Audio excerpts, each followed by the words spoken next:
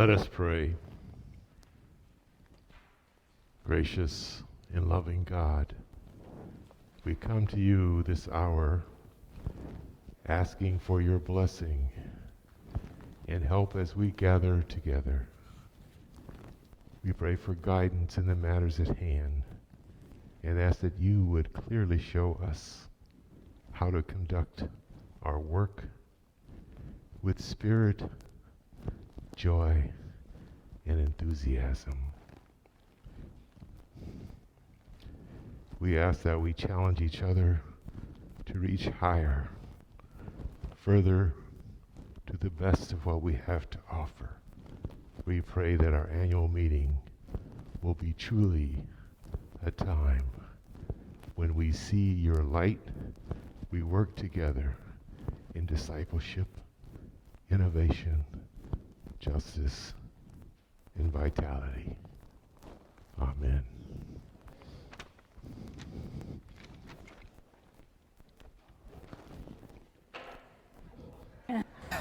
I forgot about that. All right, good morning. Good morning. It is my pleasure to call this 2023 annual meeting to order. Doing so 12 minutes after we did this time last year, so we'll try to make that time up. In so doing, I'd like to invite, please, a motion to approve the agenda that's in front of you on page 2. Thank you. We have a motion and a second. All in favor, please say aye. Aye. Any opposed, raise your hand. Thank you. It carries. Reverend Susan, you're up.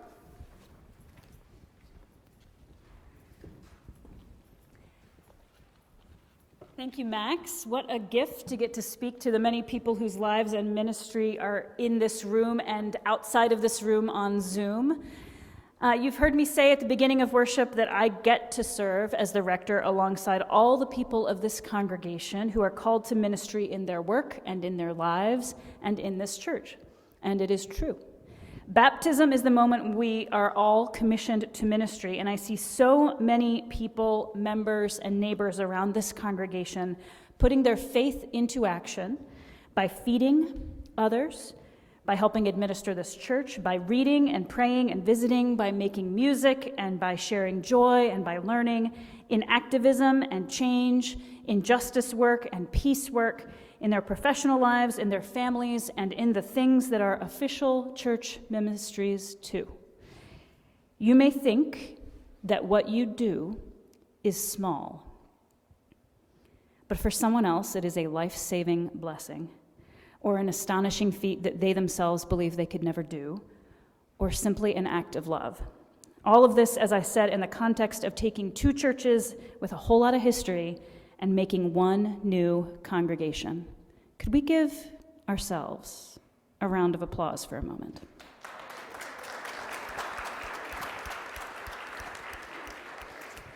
I've got some specific shout-outs to the search committee that did some very heavy lifting in the rector search process. Terry Smith, Julie Broninger, Sam Spencer, Kurt Hall, Linda Lyman, Chris Burkaw, and Fiona Shine. The hours that went into helping name who this new congregation is, what would be needed in a new rector, communicating that, navigating the labyrinths of diocesan and national church clergy search processes, interviewing, discerning, and then interviewing again, that is a real labor of love and a serious commitment of time and intellectual and emotional energy. We thank you for that work, and I will endeavor to keep you from having to do it again anytime soon.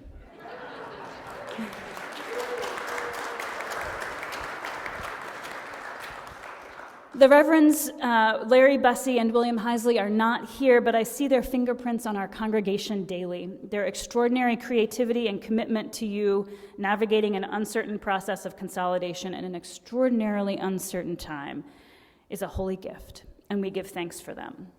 And the staff team that has kept this ship afloat through the consolidation and the pandemic and everything else, and then another leadership transition, merits a standing ovation. Sheila, yeah, do it, seriously. Sheila, Larry, and Beth. Oh my goodness. Morris and Gretchen.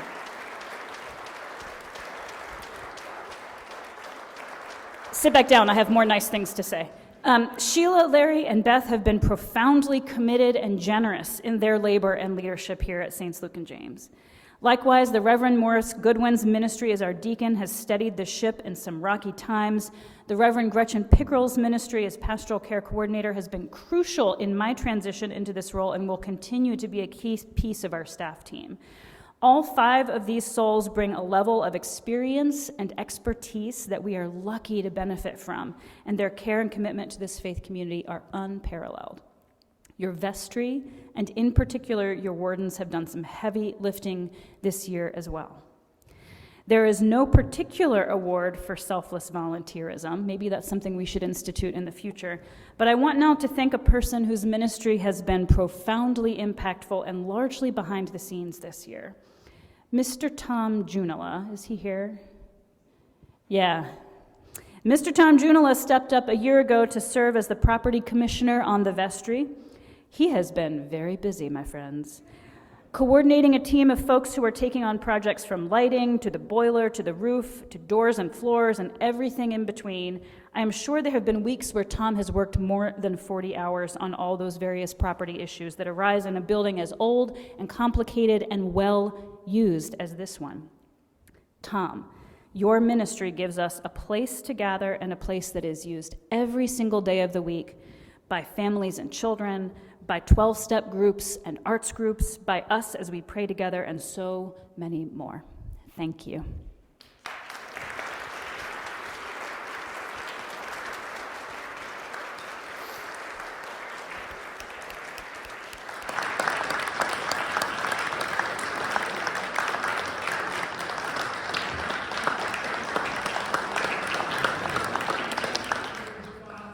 In response to that, Susan referenced everything that was done. I cannot do that alone. It takes a team of people that have skill, enthusiasm, motivation to work in God's kingdom and to make our building a place of worship, but also inspiration for everybody. The applause that was just given is to everybody named in the property report and even more. So it's a team effort, and thank you, everyone. Thank you, Tom. Thank you. I have many more words of gratitude for the wardens, but I'll save a few of those for the end of the meeting. The thing I hope you see right now as we begin is that this gathering, in person and online, is a group of pilgrims trying to walk the way of Jesus together. In this day and age, that is nothing short of a miracle. And I give thanks to God for each one of you and for the blessing that you are for each other and for this city. Thank you.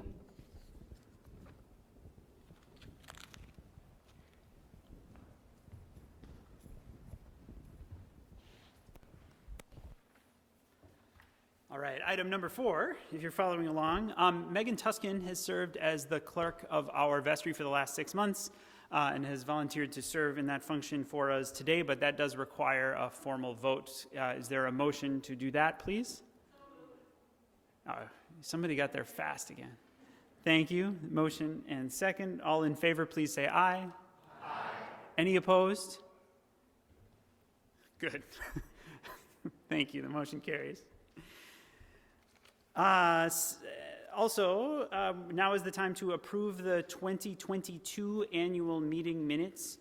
Already, I want to just call with the following brief amendments that there are a couple of misspellings of names that we've adjusted, Terry Smith's and Michael Redmond's on page 3, and a parenthetical at the bottom of page 3, which we're going to omit because it sort of predicts the future in a way that's unnecessary, because that little aspect of the minutes actually happens in the February vestry meeting. And so it's just sort of a point of cleanliness in bookkeeping. But with those amendments in mind, is there a motion? Sorry, I missed it. So is yours. Okay, we'll go through with the directory and make sure that all the names are spelled correctly. Is there any other needed amendments to the minutes from 22? Is there a motion to approve them, please? There's a motion and a second. All in favor, please say aye. Any opposed? Motion carries. Thank you. All right. So I have the privilege here of speaking a little bit to the 2022 in review, and I will do so very briefly, mostly by inviting you to read the senior warden statement in the annual report that is on page, I think, 4 or 5. No, it's a little bit later than that. But I think it can be summarized by the simple acknowledgement that we are a smallish Episcopal church in the United States in 2023 that is on a growth trajectory.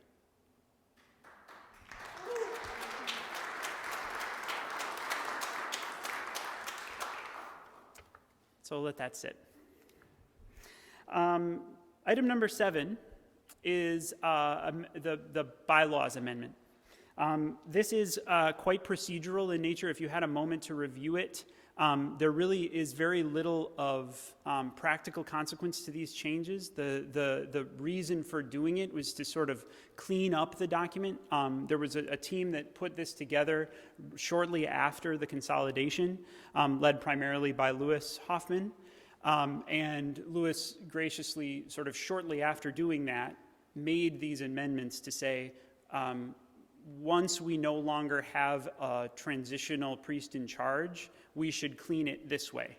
And so, there are probably lots of things that could be adjusted about our bylaws. We could take on, the project of considering our bylaws every 6 months for the rest of time. And I think that there probably will be times in the coming years that it will be the right time to do that. But to be clear, this vote is just on the amendments that are listed there at the back of the bylaws document and are mostly in reference to cleaning up some of the language around the transition.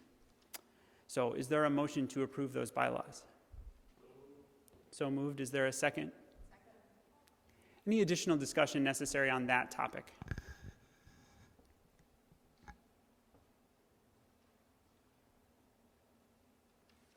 Hearing none, all in favor, please say aye. Aye.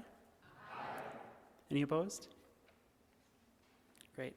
I'll interject briefly sort of on that topic to say that one of the great projects of the vestry of 22, and I know is going to continue into 2023, is something that may sort of find itself in the bylaws again, but is to do some real serious work in organizational charting this place again, and particularly with respect to vestry function.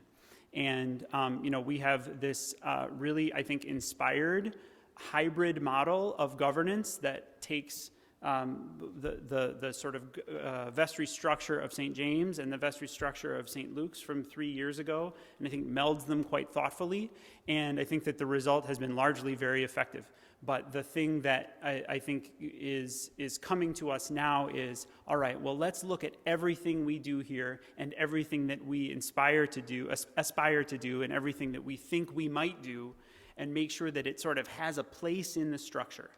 And so your input in this, we're often asked about, where and how a person can be giving input to the vestry. And I'll just take the opportunity now that there's functionally two pretty good ways. One is you'll note that in just about every publication, in the vestry corner, in your bulletin, as well as the weekly email, there is a link with an invitation to make a report to the vestry. Those reports are read, and there is, as part of that reporting, sort of a what would you like to see happen next here. So it is theoretically a means by which you could propose a project, propose additional budget, propose just another conversation or a team of people to help you. So that's one way. And the other way is that you speak to a vestry member. And so part of the reason for this ongoing project of sort of cleaning up the organizational chart of the vestry is to make even clearer who the people are that you ought to speak to when you are interested or excited to do this or that. And so you as parishioner, can always sort of take initiative to make a report to the vestry, but you could also find a vestry member to help take up the cause on your behalf. So with that, I would like to welcome to the stage and thank very publicly the treasurer, Becky Carpenter.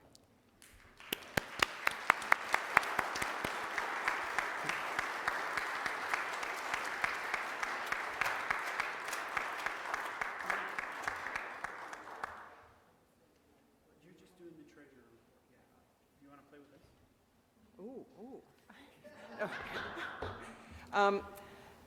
I would summarize 2022 as a year of generosity and preparing the way. Our generosity was shown in the pledged and unpledged income or paid income and our fundraising. The amounts that came in exceeded our hopes when we set the budget. We also donated very generously to our outreach causes, almost $50,000. Most of that went to our partners in Haiti, but we also helped the Merzada family settle here. We helped with backpacks for school, the Minnehaha food shelf, and care packages for Mato Looking Horse. And preparing the way, that was we had higher than expected maintenance and repairs, and that was getting our building ready after not being here for a couple years, getting it together, getting it ready so that we can meet finally physically as one congregation, and then prepare the way for hiring a full-time rector. When the vestry approved the budget for 2022, they expected that we were going to need $24,000 from savings.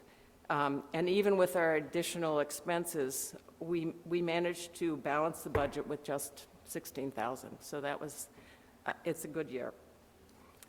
That's my summary. Are there any questions?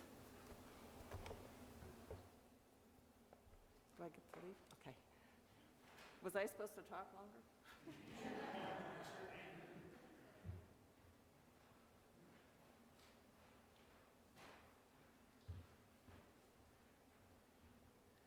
Thank you, Becky. So turning the page, so to speak, Mary and I are here now to tell you a bit about the process and the results in our 2023 budgeting process.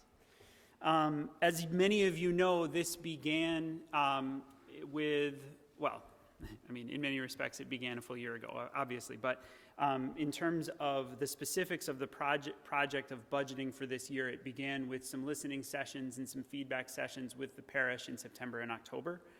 And, you know, hopefully in that process, a little bit, not only of a sense of transparency, but a genuine kind of appealing to the curiosity of the congregation to be engaged in the budgeting process, because it is complicated, it is vitally important, and it changes month to month in some ways. And so we'll tell you a little bit about that, and then give you sort of some highlights of the document. The next big thing that happened, aside from the first pledge drive of mostly November and December, you probably noticed was a fairly energetic second push. That came from us, it came from the vestry, it came from members of the stewardship committee to appeal for more pledged dollars. And that is a difficult thing to do. It was something that we didn't do lightly. It took some deliberation of how exactly we were going to make that second ask and when. But so that you all know, the document here and the state of the budget that we have now is in a completely different place because of the additional generosity that was from all over this room in that second effort. And so, we probably, when it comes to stewardship processes, there's more to do and there's more to talk about and there's more that will come in 2023. But to acknowledge that part of the story of the development of this budget is what was a very effective sort of second round of stewardship campaigning that took place in the last 6 weeks. So, here to tell you now a bit about the resources side of our budget is current warden, upcoming in a few minutes, senior warden, Mary McKelvey. Hello, everybody. As Becky pointed out pretty clearly about the generosity of 2022, between that and our ability as a congregation led by Max and Becky and by many of you in this room, we're feeling a sense of optimism. And to a person, we are all very excited about our new rector. And through we're very excited now that we have a new rector.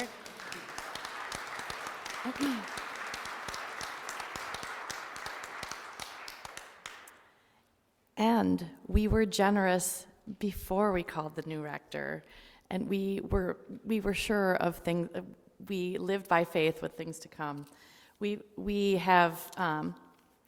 haven't taken it lightly, but we have invested this year, looking into our future of what we're going to be doing with our resources. And as Max mentioned, we did ask for more.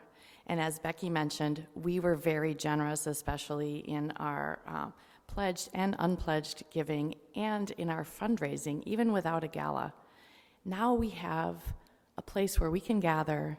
We have a lowering of the pandemic where we can gather and we can be together, and we have excitement and around a new rector and new beginnings and transformation. So we, in our past, we have put a line of drawing into our savings, and that is still there. However, these are investments that are growing. So we have invested in our rector. We've invested because we're actually a growing congregation. We have a larger draw to ECMN. We are investing in our staff, and we're investing very well in our property. And as Susan mentioned, we're paying attention to the things that need to happen in our century-old building so that we can continue to be a focal point in this community, and we already are. So if you take a look, we've got, there's particular line items, but we have been paying attention. We're not doing it this lightly. And at this point, if you have any questions about what's going on in the budget, we will take those at this time.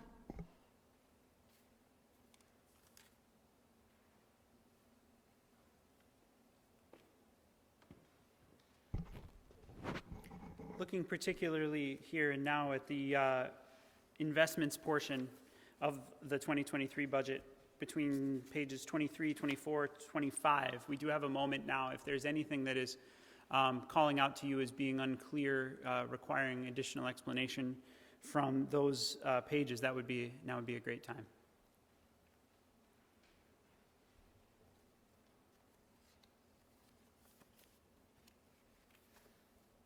Okay, hearing none at the moment, I'm going to, please. The Outreach Trust, it is on page 24, 585-23.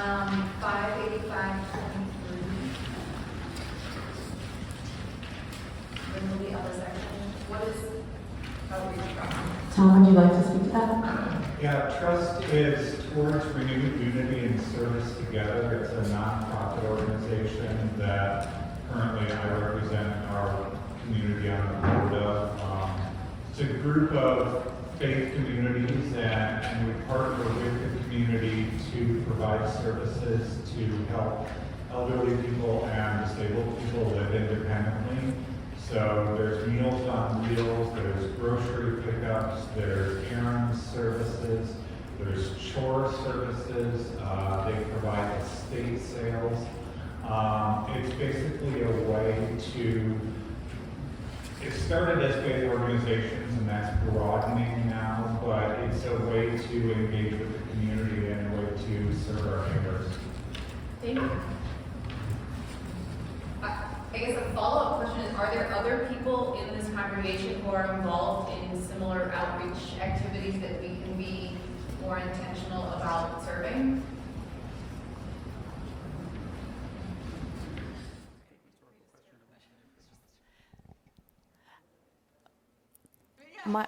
My understanding. My understanding, the more you know people in this congregation, still waters run deep, but there is so much generosity and so much to share. And I think that that would be a great community forum to share what we're doing in the community.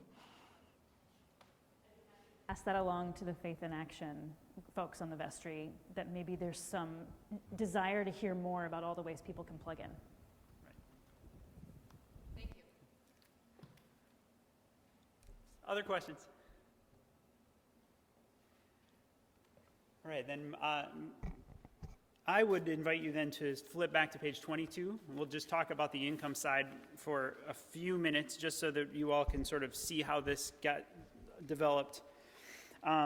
The operation was to get this page to $540,000. And so, when you look at the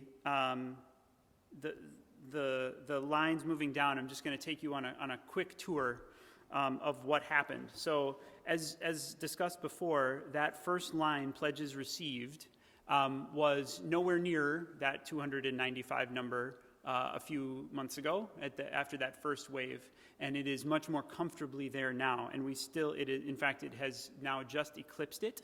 And so it's sort of our expectation that it's going to be close to $300,000 of pledged income after this meeting, right? Which is to say, if you haven't given, you want to do one more. Right, but we're right there on the edge of that $300,000. One of the things that we're anticipating doing this coming year is more dedicated mid-year pledging campaign for those that are at that point new members. And so we've set a modest goal for the success of that campaign to do a little bit of fundraising for us as well. We've also upped, based on the 2022 actuals, not quite to the level of what the actuals were, but our forecasting or budgeting for a slightly more optimistic unpledged plate offering, as you see there in line 410. So that also brings the income side a little bit higher. The diocesan pooled fund annual draw is listed there in line 448. That is aligned with the recommendations of ECMN and of this church's finance committee. So that accounts for the amount that is drawn from that annual draw that is made. I'm going to skip down just for we've talked about this a couple of times before, but if you're sort of looking at this document for the first time, there's a couple of little tricks to know, and that is if you look at line number 494. Line 494 is a line that is just a holder for the money that comes into the church expressly for other purposes, such as the Haiti campaign and the Mirzada family this year. So that $45,000 is not a particularly important guess. It's mirrored exactly on the other side in the resources section, because the money just comes in and then it goes out. So whether it's $30,000 or $60,000 or $200,000, it's going to show up in that line and then it's going to disappear out that line no matter what. So when you're seeing that 45 and sort of calculating it into the grand total, that's sort of a zero-sum situation. Likewise, for line 438, down toward the bottom where it says Matsis deducted funds for building expenses. That is a budget line that's being mirrored on the expense side for our plan to do a building audit this year. Those plans are still in the works, and its exact cost is still somewhat to be determined. But again, we've accounted for the $20,000 both there and there. So whether it ends up being less or more, it's not having an impact on the income and expenses relationship, if that makes sense. A couple of other things on this page just to point out then. Please note line 465. This is a tough one, which is the parking lot, which is a piece of property that I set foot on for the very, very first time today. It's like, oh, how about that? Yeah, I parked there. Thank you. It's like, okay. I was like, if I'm going to talk about this, I should know what this thing looks like. No, so the parking lot obviously is a very complicated issue, and probably not one that we need to spend a ton of time on today, but so you know, there is a pretty significant expense that's coming from the city because of our property being right on Bryant Avenue with the Bryant Avenue remodel. So there is a city assessment that is going to come due to us, and we have in 24, right? And we have a couple of different options for how to pay that, whether we do it in one fairly substantial chunk or over the course of many, many years. But the reality is it's a lot, and so if we're gonna do it, we need to be generating income from the parking lot in some form or fashion.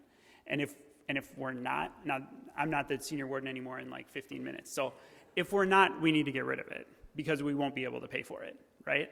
So that's just a thing over time for us to be thinking about. Go ahead. It's a one-time expense It, related to the upgrade of Bryant Avenue. Correct, and it's a one-time expense that we have the option of paying over many, many years, but yes, it is just a one-time expense. So all of that is just to say the parking lot has been put into this budget as a project piece. We've already done some pretty good work in researching ways that we're going to be able to generate some income from the parking lot this year, to the point that putting that 6,000 number there doesn't seem too unreasonable. There's a free-to-use app that we're looking at making use of to collect, some income from folks that use the parking lot. Obviously, many years of ongoing conversations with property owners on that side of the street and with tenants of the buildings there, but these are very complicated conversations that have a fairly long history. So we're wading back into those waters because we need to, and it's also our property and a fairly important thing for us to be good stewards of, because obviously if it's dangerous, that doesn't reflect very well on us either. So, Carrie.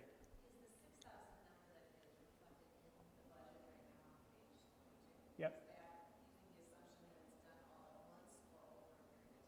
No, neither. That 6,000 number is a projection of income of us using the parking lot by making use of this app for people to pay for parking, by entering new agreements with property owners and tenants to generate income from the parking lot.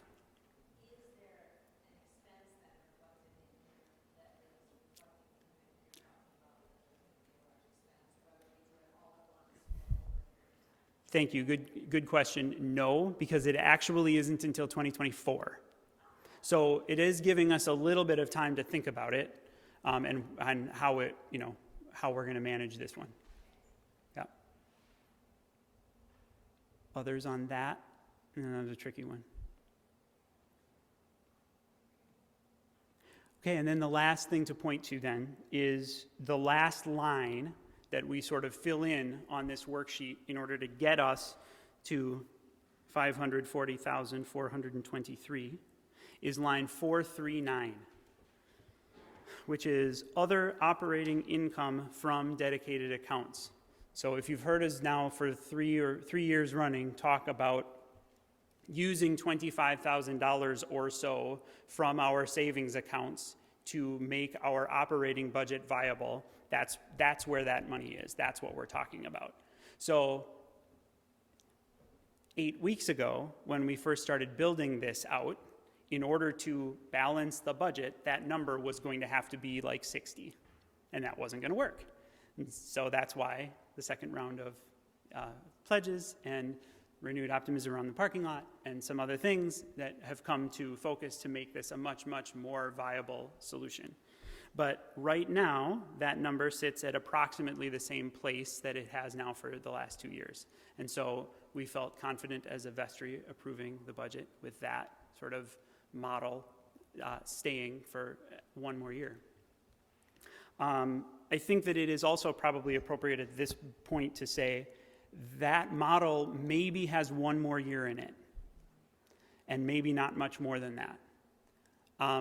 And so because of that, you know, we don't make that investment lightly.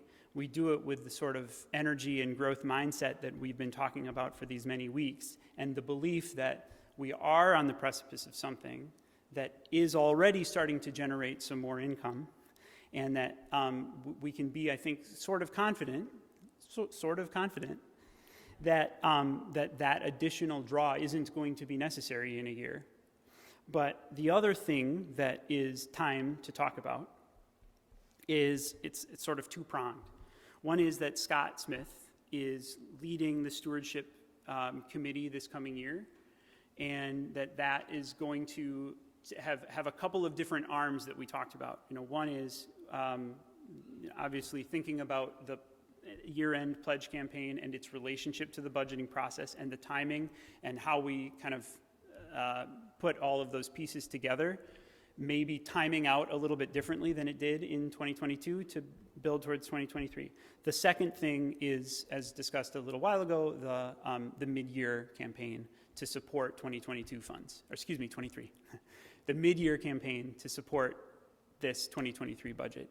You know, we have had a lot of visitor and newcomer energy in these last 3 months, people that are not yet members. And there is, I think, reason to believe and reason to be optimistic that the membership of this church is going to continue to go up over the next 2, 3, 4, 5 months, and that doing a dedicated thing in about 6 where we say, hey, we have all of these new members, let's do a mid-year conversation about what the financial strategy of this parish is and how to engage everyone will perhaps yield that extra little bit. Scott, did I say anything there that was in any way unfair or that you would like to speak to briefly?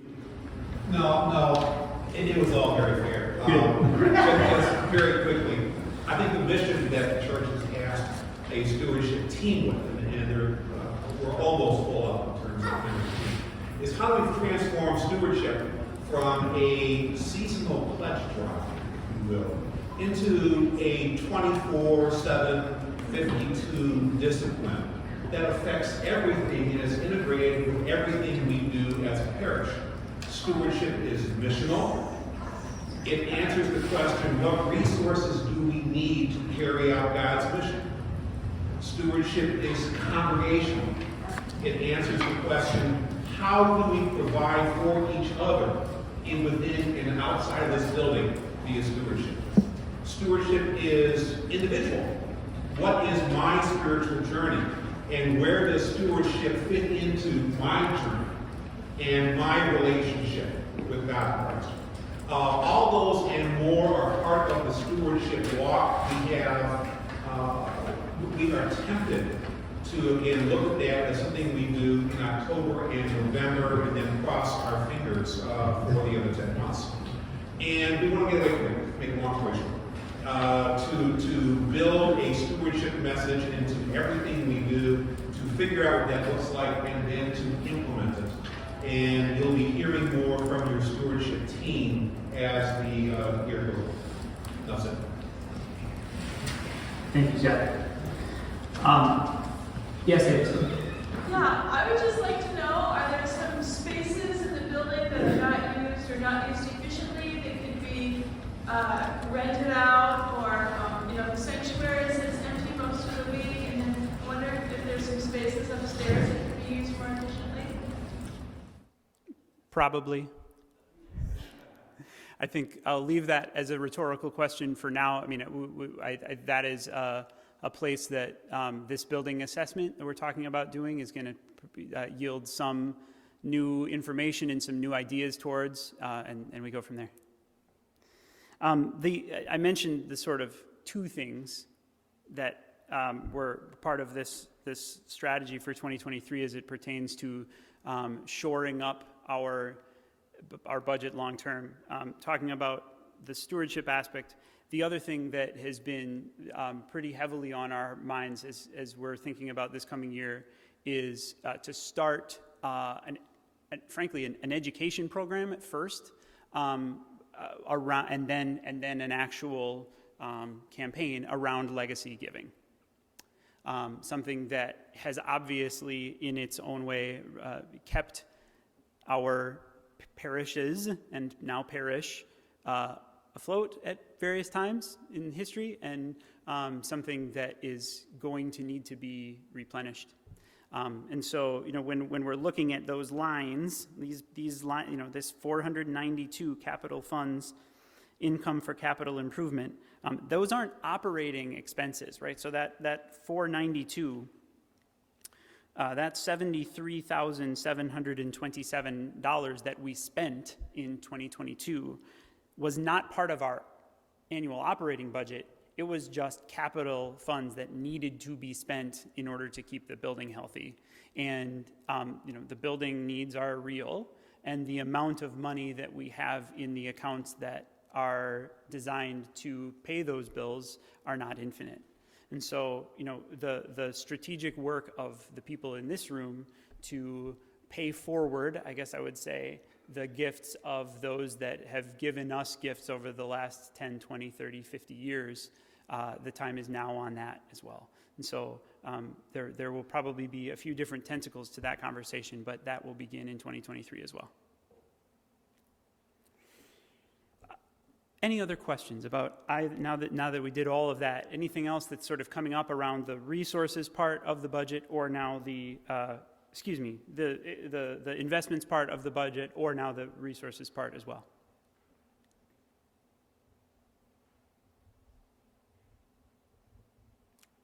Thanks, hearing none. This is not something that actually requires approval at the annual meeting. The budget was approved by the vestry at the January meeting. And so the capital budget, at least the capital plan for spending for 2023, is something that is going to be looked at and voted on in the February vestry meeting. But we do need to approve. So is it approve or is accept? Approve. We do need to approve the treasurer's report that was given in terms of just the report of financials.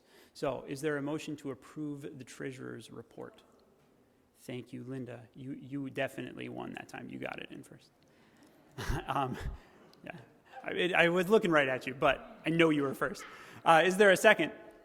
Oh, big time. All right, thank you, Rosemary. All in favor? Aye. Any opposed? Motion carries. And thank you. Is it right?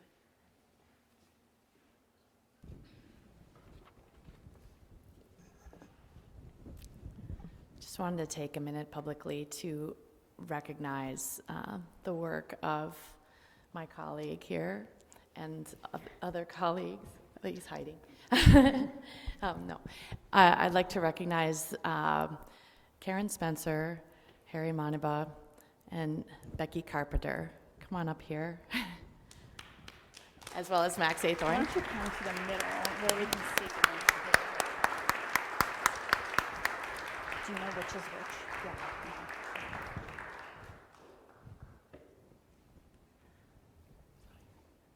Is that Harry? Yeah. Okay, great. Okay, great. I'll distribute if you don't. Okay.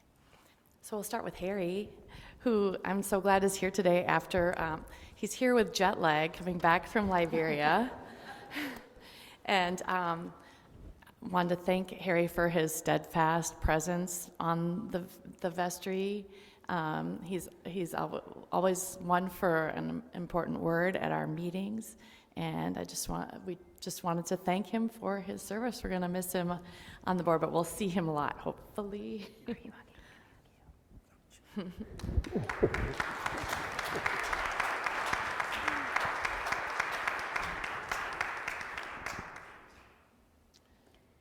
And Karen Spencer, I'll just say a word.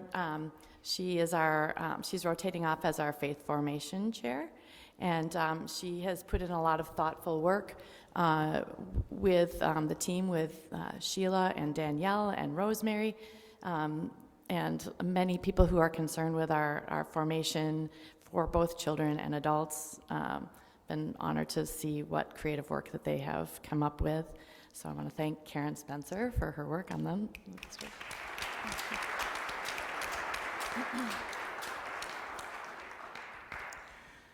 And Becky has done incredible work along with Carrie Nelson, but Becky, you've kept us transparent, you've kept us informed, you've educated us, you have been a calm presence through the deep water throughout this year. And also, I just wanted to thank you for the time that we spent together opening up a bank account at First Independence Bank, which was something that the Racial Justice Committee really pushed to do, and we're so glad that we're doing that. We do have an investment of some of our savings, $20,000, at the first African-American owned bank in the Twin Cities.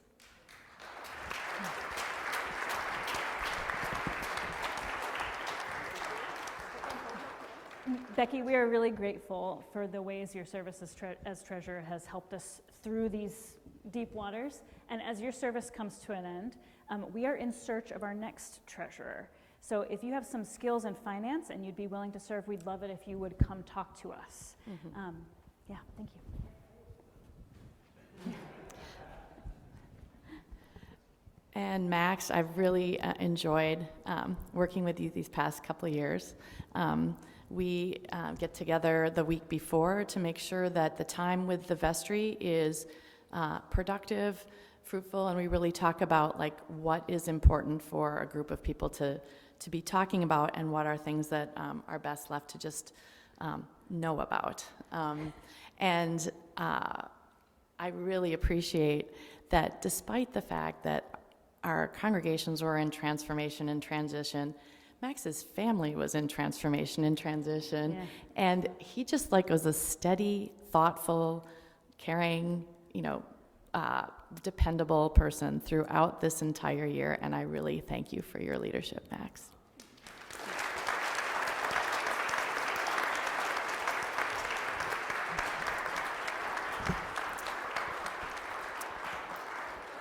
As a gift for Max, we initially thought that everyone would really appreciate a 30-minute presentation about all the ways that Max's leadership has been a blessing. But then we thought we would just prefer to keep it short and give you a gift. You've kept us out of the rocks. You've gotten this congregation to a place where we can chart a new course, and we're also grateful. Yeah.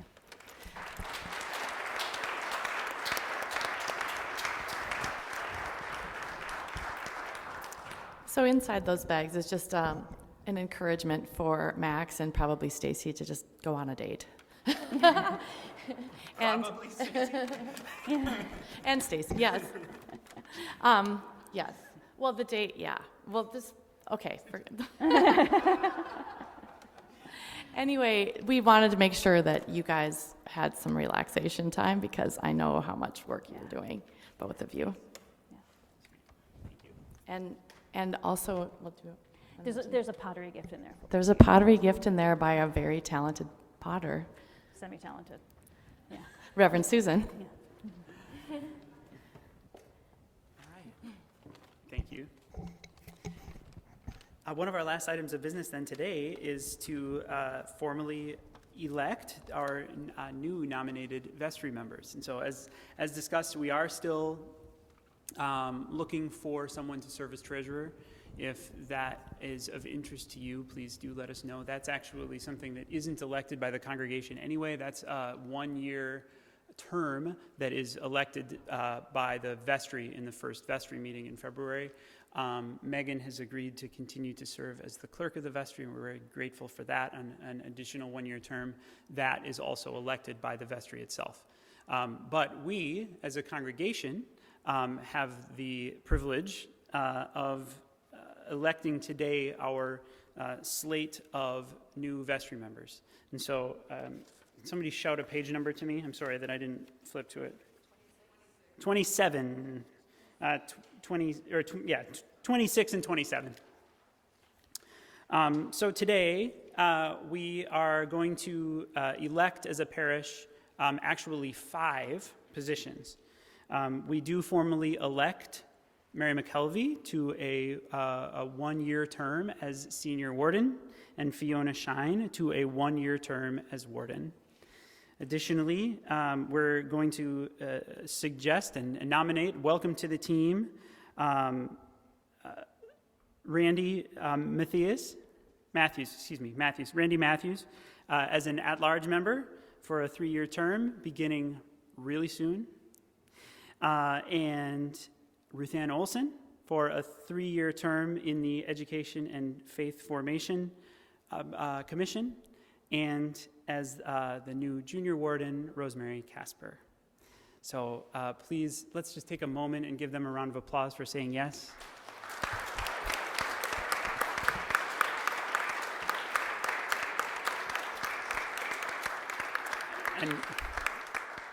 And let's invite a motion to move that entire slate of 5, if we would. Okay, but you used a complete sentence, and so I will accept yours as the motion. Sorry, Marion. Is there a second? Thank you. A second. Any further discussion of vestry nominees?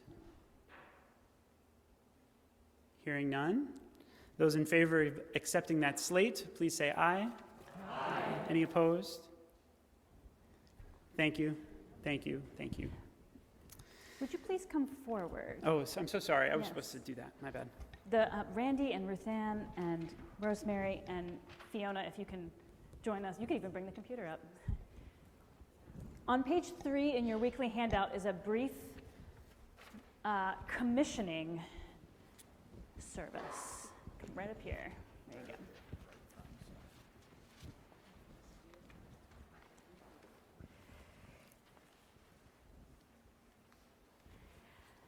Today we have elected these people to positions of leadership and trust in Saints Luke and James. Rosemary Casper, who will serve as junior warden, Ruth Ann Olson and Randy Matthews, who will serve as members of the vestry. You are to see that our words and deeds reflect the one in whose name we gather. You are to work together with other members to see that the worship of Christ are done in this congregation and that God's will is done in our broader community and in the whole world. You are to be diligent in your specific area of serving, that the Lord who empowers you is glorified. You are to be examples of faith active in love to help maintain the life and harmony of this congregation. On behalf of this community of faith, I ask you, are you ready to accept and faithfully to carry out the duties of the offices to which you have been elected? If so, say, I will with God's help. I will with God's help. And you, the entire people of God at Saints Luke and James, I ask you, will you support these, your elected leaders, and will you share in the mutual ministry that Christ has given to all who are baptized? If so, say, I will with God's help. I will with God's help. I now declare you properly elected and installed leaders in this congregation. God bless you with the power of the Holy Spirit, that you may prove faithful servants of Christ. God guide, bless, and keep you, that you may be faithful and fruitful in your new ministries. Thank you.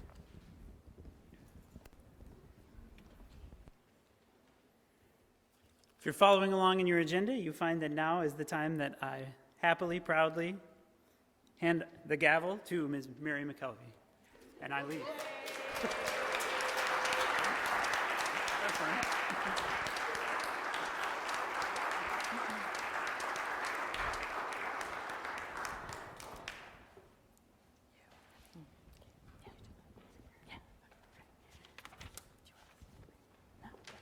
please stand for the closing prayer of this meeting, not yet the closing prayer of this worship.